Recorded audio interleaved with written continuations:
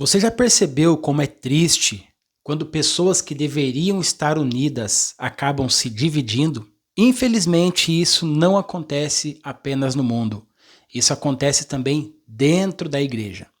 Nessa semana, vamos estudar um assunto muito delicado, mas extremamente necessário: a unidade em Cristo.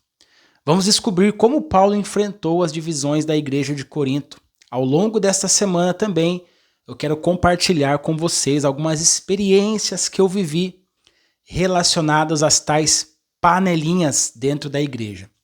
Eu quero mostrar à luz da Bíblia qual é o caminho para perseverar na unidade em Cristo, para preservar também a unidade entre os irmãos. Estamos iniciando a lição 3 da Escola Sabatina com o tema Unidade em Cristo. Hoje nós vamos entender o verso para memorizar, estudar a lição e no final quero explicar o desenho que abre esta nova semana de estudos. Antes de iniciarmos o nosso estudo, eu quero convidar você para orar comigo. Querido Pai, muito obrigado, Senhor, por mais essa semana que iniciamos mais uma lição. Nos ajude a entender a importância da unidade em Cristo. Que esta semana, que a lição desta semana possa transformar o nosso relacionamento contigo e com os nossos irmãos também. É o que nós te pedimos e agradecemos em nome de Jesus. Amém. O verso para memorizar está em 1 Coríntios capítulo 1, verso 10, e ele diz assim: Irmãos, pelo nome de nosso Senhor Jesus Cristo, peço-lhes que todos estejam de acordo naquilo que falam e que não haja divisões entre vocês. Pelo contrário, que vocês estejam unidos no mesmo modo de pensar e no mesmo propósito. Esse verso resume perfeitamente tudo o que estudaremos durante esta semana. Perceba que Paulo não está pedindo que todos tenham a mesma personalidade, os mesmos gostos, ou pensem exatamente igual em todos os assuntos. O que ele pede é algo muito mais profundo, que a igreja esteja unida em Cristo e no propósito de anunciar o Evangelho. Infelizmente, quando tiramos os olhos de Jesus, começamos a olhar para pessoas e começamos a admirar mais o líder do que o outro. Preferimos determinados grupos, criamos afinidades que, quando mal administradas, acabam gerando divisões. Foi exatamente isso que aconteceu na igreja de Corinto. A introdução da lição começa falando de algo muito interessante. Na natureza, há muitos animais que vivem em grupo. Lobos caçam em alcateias, golfinhos nadam em conjunto, formigas trabalham em perfeita cooperação e os chimpanzés formam ali comunidades muito organizadas. Apesar disso, até entre eles existe conflito. Com os seres humanos não é diferente. Nós fomos criados para viver em comunidade. Deus nos chamou para fazer parte de uma família espiritual. Porém, justamente por convivermos tão próximos, surgem diferenças de opinião, conflitos, mal entendidos e, infelizmente, até divisões. A lição faz uma pergunta muito importante. Você já viu algo assim na sua igreja? Infelizmente, muitos de nós responderíamos que sim. Às vezes surgem grupos que se aproximam apenas de determinadas pessoas. Em outras ocasiões, irmãos deixam de conversar por causa de desentendimentos. Há aqueles que defendem um líder enquanto outros defendem outro líder. E quando percebemos, Cristo deixa de ocupar o centro das atenções. Foi exatamente esse cenário que Paulo encontrou em Corinto. Mas ao invés de alimentar a discussão, ele apresentou a solução. E a solução é a unidade em Cristo.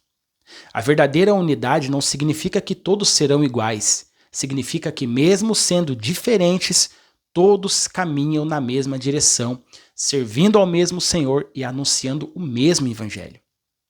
E essa é uma mensagem extremamente atual. Em um mundo cada vez mais dividido, Deus continua chamando sua igreja para viver em amor, humildade e comunhão.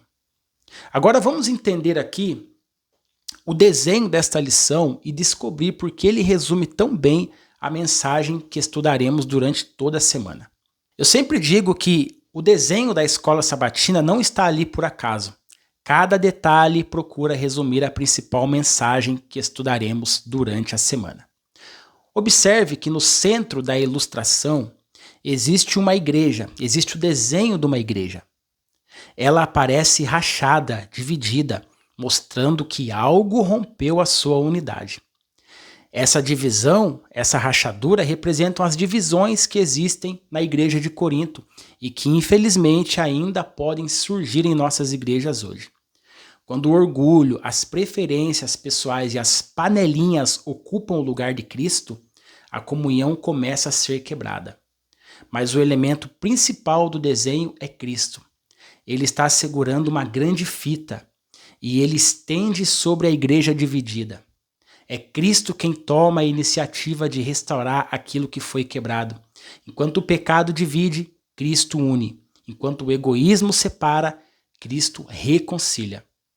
Agora repare um detalhe muito importante. Essa fita, ela forma o formato de uma cruz sobre a igreja.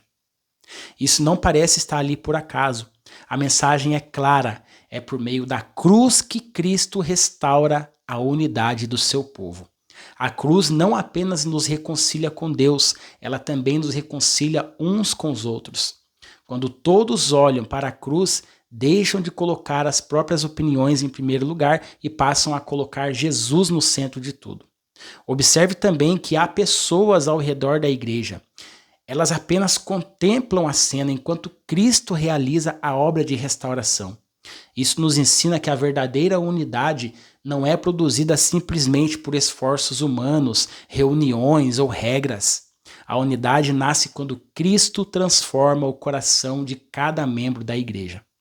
Outro detalhe importante é que, embora a igreja esteja rachada, dividida, ela continua em pé. Isso transmite esperança. Deus não desistiu da sua igreja. Mesmo quando surgem conflitos e divisões, Cristo continua trabalhando para restaurar seu povo e conduzi-lo novamente à comunhão. Na minha opinião, esse desenho resume perfeitamente a mensagem da lição desta semana. Uma igreja dividida só encontra a verdadeira unidade quando Cristo e sua cruz ocupam novamente o centro de tudo. E é isso, exatamente isso, que estudaremos ao longo desta semana.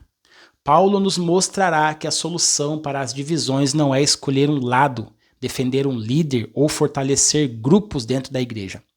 A solução é voltar para Cristo, porque somente nele existe a verdadeira unidade.